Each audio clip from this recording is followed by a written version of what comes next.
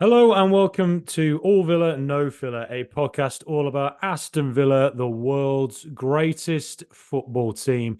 Just me today, just a quick reaction to the Manchester City Aston Villa Carabao Cup game. Well, it felt like a Carabao Cup game, didn't it? No, it was in the Premier League. City obviously won 4-1. There's not really a massive deal to talk about with this, but I thought I might as well get a podcast out here just reacting to it. And look, before I get going, please do like and subscribe. Follow us on Spotify, Apple. Give us a nice 5-star review if you like what we do. And of course, YouTube as well. You can subscribe to us there. Anyway, so who are Aston Villa missing is probably the key question. Well, Emi Martinez, Matty Cash, Tyrone Mings, Paul Torres, Alex Moreno, Jacob Ramsey, Boubacar Kamara, John McGinn, Leon Bailey, Emi Buendia, and Ollie Watkins. 3 of them were on the bench. Of course, not all of them were injured, but that is a substantial list of players to be missing for a game away at the treble winners. And given the fact that we were missing so many of our key players, basically a first 11 essentially, given the fact that we were missing a experienced CDM in a game where you're playing possibly the best centre midfielder in the world in Rodri, I think Aston Villa actually did a very good job, and that I think 4-1 feels, obviously City earned it, but it feels a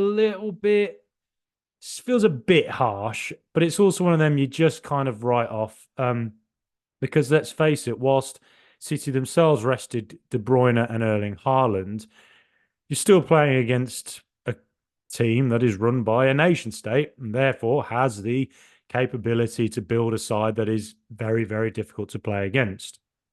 Obviously, they have incredible players, they have an amazing manager, but it's a different stratosphere. And I think Villa competed with what we had very well in the first half. The first half was very impressive indeed. I think to start with, it was a bit ominous. Grealish and Jeremy Doku pulling out wide. I think they were causing us problems in the first 10 minutes, and it felt like there was going to be a goal coming through that. Even though Villa did fall into a decent enough shape to withstand them, we'd kind of be a sort of 4-4-2, but that would go into a kind of a 6 at the back. Iroegbunam playing in the centre would sort of drop in at times. Zaniolo would come back and play out wide. So it'd be a bit of a 6 at times. But one of those wide players did affect us. I thought it might be Grealish, just given the fact that he looked quite ominously good, looked like he might be getting back to the kind of form that might carry City to a few trophies as it did last season. But it was actually Doku with a pullback to Rodri.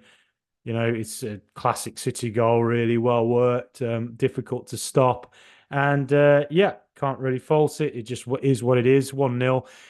So what you can say about Villa, though, this season is it is a team that has character. How many setbacks have we had this season where Villa just seem to come back? The amount of times this season where you'd say the Villa of old would have caved in if a team's coming back at us. The Villa of old would have, had a bad loss and the next game gone and lost again or drawn. Instead, let's say Villa losing to Tottenham a few weeks ago, Villa have come back and won most of the games since. Earlier this season, Villa lost 5-1 away at Newcastle, came back and won the next week 4-0 against Everton. We lost 3-0 at Liverpool, but again went on a big winning run. Villa just seemed to find a way of kind of fighting back against adversity. And I think in the first half, with our essentially what was, a bit of a hodgepodge of a team, some players that, probably aren't going to play that much for Villa, some players who've largely been on the bench for us. I think it was fantastic to see Villa come back and get a goal as they did. It was a fantastic work goal. Morgan Rogers doing really well with a very intelligent pass whilst he's under pressure from a variety of City players into Jhon Durán. Jhon Durán again, who did very well to hold it up. And then a quick 1-2 between Durán and Rogers again, and a fantastic finish from Durán. So the work between Durán and Morgan Rogers for that goal was extremely good. Two very young players, both learning, and an experience like that, it can't help but make you think that there's something very positive coming from both players in the future. Durán has certainly shown it at times this season with some absolutely brilliant goals that he scored. Yes, he's still raw. Yes, there are times I think that there were moments last night where he got a one-on-one with a player while the ball was coming on over the top, and he'd have a tendency to sort of position himself wrongly and give the defender the advantage, or he'd have a tendency to sort of go down. And I thought there were moments where I thought, actually, with your physicality, you can bully him, even if it is Ruben Dias, who's again one of the hardest defenders going. The moments I thought Durán actually could have made more of his physicality, and I think, whilst he's such a young player, 19, 20, I think once he comes to terms with what he is, once he gets more confidence in the fact he can just bulldoze past players, and he can show that he's got, the intelligence to hold a ball up like he did for the first goal, and then the ability to finish as he did against Palace this season, as he did against Hibernian, Ajax, and just last night against City. Once all those ingredients come together, I'm absolutely certain that Jhon Durán can become potentially one of the top strikers in football. He has all the raw ingredients, and it is said within football itself that there is a belief that he is a player who can go to the very highest level. So, he's just got to keep learning, keep going, and he's very young, and iron out the raw sides of his game, and who knows where he can go to. But as for Morgan Rogers, Rogers has shown, hints of what he can be against Luton. I think when he came off the bench, he had a really good effort that was saved. But the last two games against Wolves and City, he has looked really, really, really good. And that there is a player there. And if you give him a full year of coaching under Unai Emery, I think don't look at where Rogers is now, look at where he'll be in a year's time. If he can stay fit, if he can play regularly, I think there's a real player there in Rogers.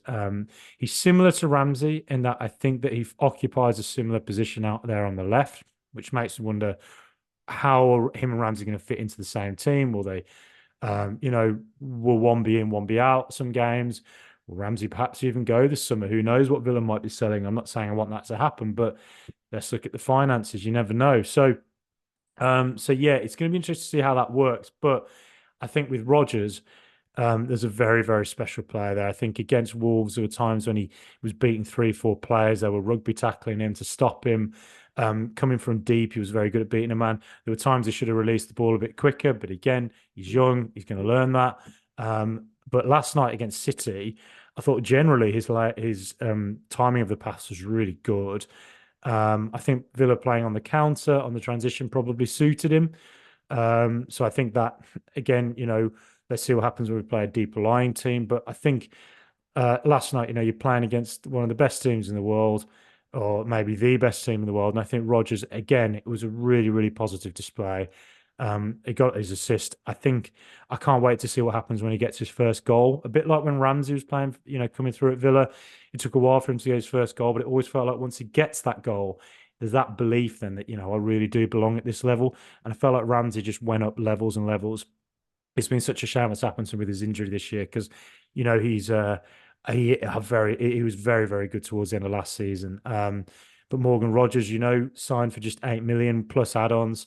So, it could end up being 15, 16, I think. But the fact that Villa signed a player like that, saw his underlying stats, and he's showing signs of what Emery, Monchi, and the scouting department saw, I am very excited to see what Morgan Rogers could do. That was a really good sign last night. I thought he played very well.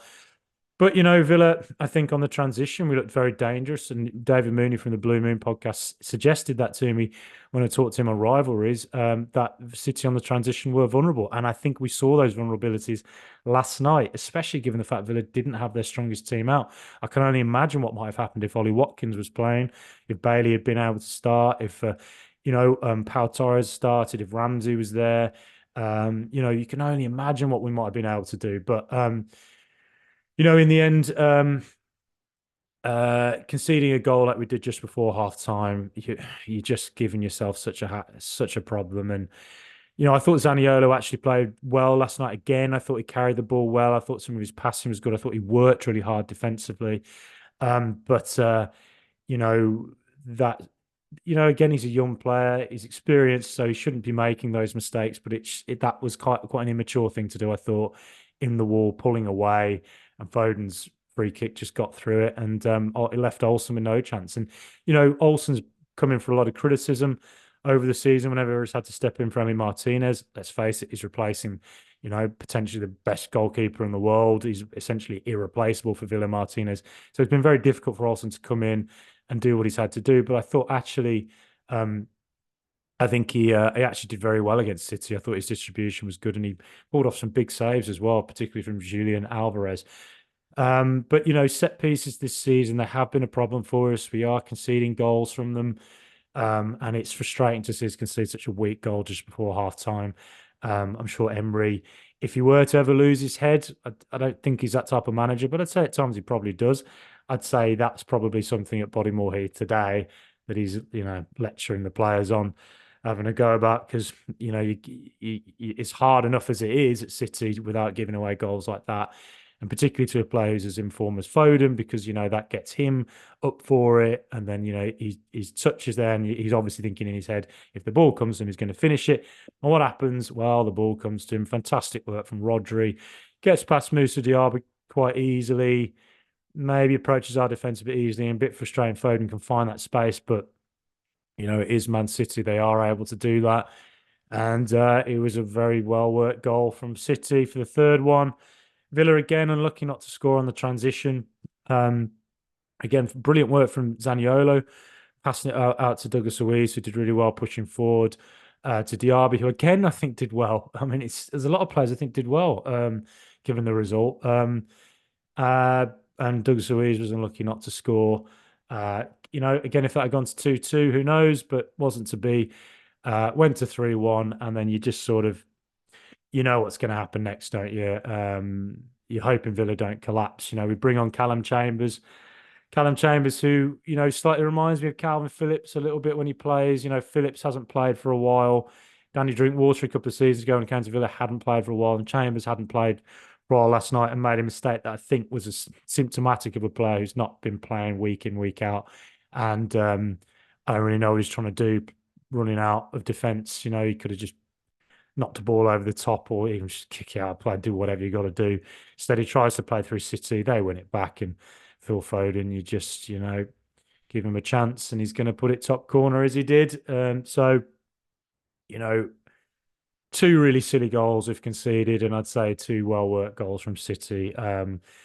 Look, I think ultimately it's one of them that you just have to say it felt like a Carabao Cup game, given the volume of players we were missing, given the volume of players we had starting on the bench, given the fact we're playing young players, Jhon Durán, Iroegbunam,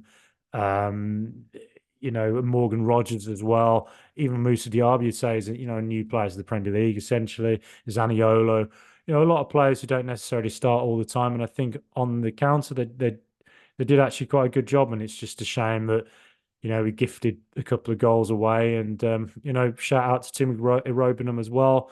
I thought he did well. I thought he made some good tackles. And again, this is a fantastic experience for him and a few of the other younger players. But look, the big game this week was Wolves. We got the win. The next big game for us is Brentford at home. Brentford are not in good form, though Ivan Toney is back and looked sharp against Manchester United. They got a pretty dross draw against Brighton. It wasn't a good game at all. But it's Brentford at home. Mbumo, Ivan Toney, they're two players that can cause real damage, and I wouldn't write off Brentford at all, despite the fact the form isn't good. I still think they can definitely cause us problems on the counter and on set pieces if Villa are the largely ball-dominant team. But that said, we do have the X-factor players. Maybe Watkins will be back. Leon Bailey, you think, will be starting. Moussa Diaby looks like he's in red-hot form at the moment. Zaniolo's in good form. Otherwise, Rogers is looking good. So, we do have players who can cause them a lot of problems, and I'm sure that Villa will do that, and I'm sure we'll get goals. Just have to be very careful about Brentford's attacking players, particularly when they hit us on the counter and on set pieces. But otherwise, let me know what you think of the game. You can email allvillanofiller@gmail.com, or if you want to, you can always, contact us on Twitter, Facebook, various other social sites. And yeah, please, if you like what we do, drop us a 5-star review, write something nice on iTunes, 5 stars on Spotify, iTunes, and subscribe to us on YouTube as well. Let me know what you thought. Up the mighty Villa.